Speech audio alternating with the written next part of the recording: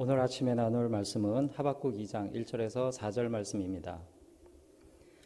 내가 내 파수하는 곳에 서며 성루에 서리라. 그가 내게 무엇이라 말씀하실는지 기다리고 바라보며 나의 질문에 대하여 어떻게 대답하실는지 보리라 하였더니 여호와께서 내게 대답하여 이르시되 너는 이 묵시를 기록하여 판에 명백히 새기되 달려가면서도 읽을 수 있게 하라.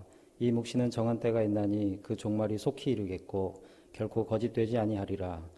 비록 더딜지라도 기다리라. 지체되지 않고 반드시 응하리라. 보라, 그의 마음은 교만하며 그 속에서 정직하지 못하나 의인은 그의 믿음으로 말미암아 살리라.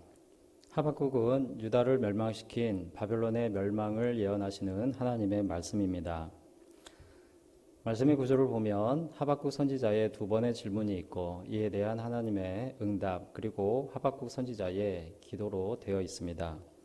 첫 번째 질문에서 하박국은 유다의 악행에 대하여 호소합니다. 그리고 하나님께서 바벨론을 들어서 유다를 심판하실 것이다 라고 말씀을 하십니다. 이에 대해서 하박국 선지자는 유다도 악하지만 더 악한 바벨론을 들어서 심판하시는 것은 부당하다라고 다시 한번 하나님께 호소를 하고요. 그에 대한 응답이 우리가 방금 읽은 하나님의 말씀입니다. 본문 말씀을 이어서 하나님은 바벨론을 심판하실 것을 말씀을 하십니다. 그런데 첫 번째 하박국이 유다의 악행을 호소하였던 까닭을 우리가 그때 당시의 역사적 배경을 통해서 살펴볼 수 있습니다.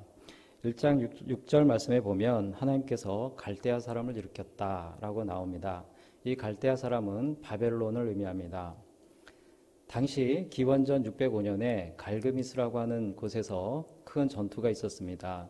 그 전투를 계기로 애굽은 세력이 약화되고 아수르는 역사에서 사라지게 됩니다. 그리고 바벨론이 그 지역에 패권을 잡게 되지요. 한편 유다를 보면 기원전 609년에 갈그미스 전투를 하러 올라가는 바로 애굽 왕 바로 느고를 맞이하여 요시야 왕이 싸우다가 무기토 전투에서 전사하고 맙니다.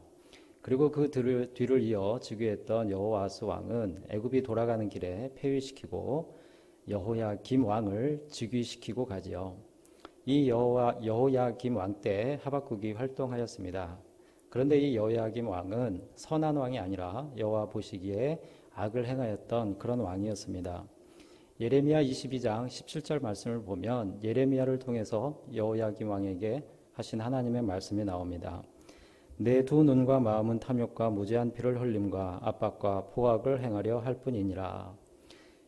그리고 하박국 1장 2절에서 4절 말씀에서 하박국은 그때 당시 사회의 부패와 부조리에 대해서 이렇게 호소하고 있습니다. 여호와여, 내가 부르짖어도 주께서 듣지 아니하시니 어느 때까지리까? 내가 강포로 말미암아 외쳐도 주께서 구원하지 아니하시나이다. 어찌하여 내게 죄악을 보게 하시며 패역을 눈으로 보게 하시나이까? 겁탈과 강포가 내 앞에 있고 변론과 분쟁이 일어났나이다. 이러므로 율법이 해이하고 정의가 전혀 시행되지 못하오니 이는 악인이 의인을 에워쌌으므로 정의가 굽게 행하여 짐이니이다. 요시야 왕이 전사하고 여호아스가 애굽으로 끌려가고 그리고 즉위한 이 여호야김 왕이 다른 백성의 지도자들과 함께 나라의 위기를 잘 극복하기보다는 오히려 탐욕이 가득해서 백성들을 착취하고 또 압제하고 무죄한 자들의 피를 흘렸던 그런 사회였던 것입니다. 그래서 하박국 선지자는 유다 사회의 정의가 무너졌다 이렇게 호소하였습니다. 이에 하나님은 1장 6절 말씀에서 갈대아 사람 곧 바벨론을 일으켜서 유다의 악함을 심판하실 것이다 라고 말씀을 하십니다. 하지만 하박국이 볼 때 이것 역시 부조리해 보였습니다. 왜냐하면 불의를 심판하기 위해서 더 악한 바벨론을 사용하는 것이기 때문입니다.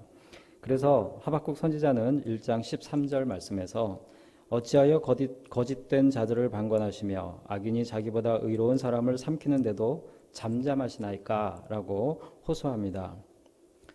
인간이 주도하는 대부분의 시대와 사회는 악한 자들이 득세하며 잘 나가는 것 같습니다. 반면에 선한 자들은 손해를 보고 억울함을 당하는 경우가 많이 있습니다. 우리가 살고 있는 이 시대와 사회도 마찬가지이죠. 도덕책이 제시하는 도덕적인 기준들은 그저 이상적인 것에 불과한 것으로 느낄 때도 많이 있습니다. 그런 모습을 보면서 하나님의 정의가 어디에 있는가라는 생각이 들 수 있습니다. 하박국 선지자의 마음이 바로 그런 것이죠. 그런 그에게 주시는 하나님의 응답은 무엇입니까? 본문 2절 말씀에 보니까 하나님은 답을 하시면서 그 말씀을 달려가면서도 읽을 수 있게 판에 새기라. 반드시 이루어질 말씀이니 똑똑히 기억하도록 하라는 말씀인 것이죠. 그리고 3절에서는 정한 때가 있으니 기다리라 라고 말씀을 하십니다. 이어 4절에서 의인은 믿음으로 말미암아 살리라 라고 말씀하십니다. 그리고 5절부터는 바벨론의 멸망에 대한 예언의 말씀을 주십니다. 이 말씀을 통하여 하나님은 세상의 악은 반드시 하나님의 심판을 받게 될 것임을, 그리고 하나님을 믿는 하나님의 백성은 반드시 구원을 받게 됨을 깨닫게 하십니다. 그러므로 하나님의 백성들은 믿음을 가지고 인내하며 때를 기다려야 할 것입니다. 사랑하는 성도 여러분, 세상의 악행들과 부조리 앞에서 우리 힘으로는 그런 문제를 해결하거나 벗어날 방법이 없음을 알게 되면서 무력감을 느낄 때가 많이 있습니다. 우리는 더 많은 세월을 살면 살수록 인간의 능력과 가능성보다는 한계와 무능함을 깨닫는 것 같습니다. 중년을 넘긴 사람들이 청년의 열정을 갖지 못하는 것은 체력 때문만은 아닌 것 같습니다. 인생을 살아보니 살면 살수록 내 힘으로 할 수 있는 것이 많지 않음을 깨닫게 되기에 열정보다는 신중을 택하게 되는 것이겠죠.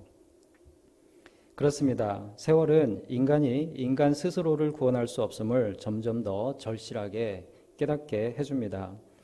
또한 사회의 부정과 부패도 인간 스스로 해결할 수 없음을 알게 됩니다. 이 모든 것이 하나님을 믿는 믿음이 아니면 우리 인간을 구원할 방법이 없음을 깨닫게 해줍니다.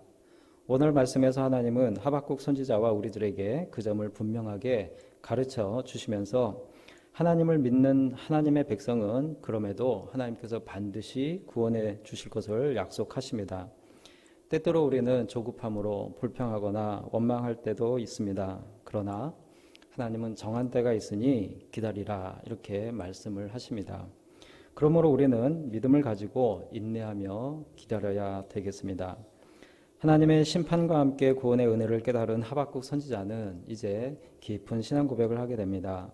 3장 17절, 18절 말씀입니다. 비록 무화과 나무가 무성하지 못하며 포도나무에 열매가 없으며 감람나무에 소출이 없으며 밭에 먹을 것이 없으며 우리의 양이 없으며 외양간에 소가 없을지라도 나는 여호와로 말미암아 즐거워하며 나의 구원의 하나님으로 말미암아 기뻐하리로다. 사랑하는 성도 여러분, 신앙이 성숙한 사람일수록 감사의 조건이 단순해집니다. 하나님과 동행하는 것만으로도 모든 감사의 조건이 되는 것입니다. 세상살이에 대한 걱정과 이해할 수 없는 사회 부조리는 여전하여도 하나님께 대한 감사한 마음이 더 크게 그 삶을 이끌어가기 때문입니다. 하박국 선지자의 이러한 고백이 오늘 우리들의 고백이 되길 소원합니다. 기도하시겠습니다. 살아계신 하나님, 오늘도 하나님의 은혜를 깨닫습니다. 세상을 다스리시는 하나님께서 저희의 무능을 아시고 저희들에게 믿음으로 구원을 얻는 은혜를 베풀어 주심에 감사를 드립니다. 오늘도 하나님과 깊이 교제하며 동행하게 하심으로 비록 무화과 나무가 무성하지 못하며 포도나무에 열매가 없으며 감람나무에 소출이 없으며 밭에 먹을 것이 없으며 우리의 양이 없으며 외양간에 소가 없을지라도 우리 여호와로 말미암아 즐거워하며 기뻐하는 저희들이 되게 하여 주시옵소서. 예수님의 이름으로 기도드립니다. 아멘. 오늘 도구 기도는 하나님의 영광을 나타내는 교회가 되게 하여 기도합니다. 하나님이 주시는 꿈과 비전을 이루어가는 교회가 되도록 말씀 안에서 기도로 승리를 경험하는 교회가 되도록 기도하신 후 어려움에 처한 성도들과 이웃들을 위하여 그리고 우리 자신의 신앙과 삶을 위하여 기도하겠습니다. 오늘 하루도 주님과 동행하시며 감사가 넘치시길 바랍니다.